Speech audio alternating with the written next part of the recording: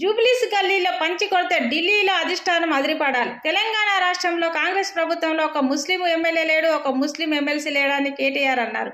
అజారుద్దీన్ జూబ్లీస్ ఎన్నికల్లో నిలబడకుండా ఒక పేపర్ మీద ఎమ్మెల్సీ అని రాసి బకరాన్ చేశాడని ఆయన అన్నారు. అజారుద్దీన్కి ఇచ్చిన ఎమ్మెల్సీ పోస్టు కోర్టులో నిలబడదు. ఈ విషయం రేవంత్ రెడ్డికి కూడా తెలుసు.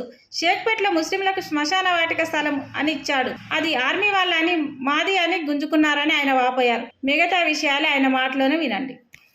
को एक सबक सिखाने का जबरदस्त मौका आज जुबली हिल्स के जनता के पास, हमारे भाइयों के पास, बहनों के पास है।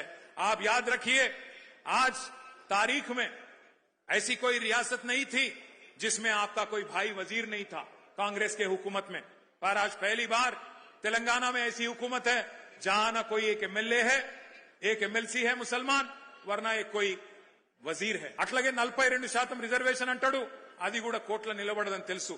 ముఖ్యమంత్రికి తెలిసి ఇవాళ జూబ్లీ హిల్స్ ప్రజల్ని, బీసీలని, మైనారిటీలను మోసం చేస్తా ఉన్నాడు. అందుకే మరి జూబ్లీ హిల్స్ లో కాంగ్రెస్ పార్టీని చిత్తుగా ఓడిస్తే తప్ప మరి ఈ హామీలు అమలు కావు. జూబ్లీ హిల్స్ గల్లీలో మీరు పంచుకొడితే ఢిల్లీలో అధిష్టానం అదిరి పడాలి. రేపటి రోజున ఖచ్చితంగా ఒక్కొక్క వాగ్దానం అమలు కావాలి.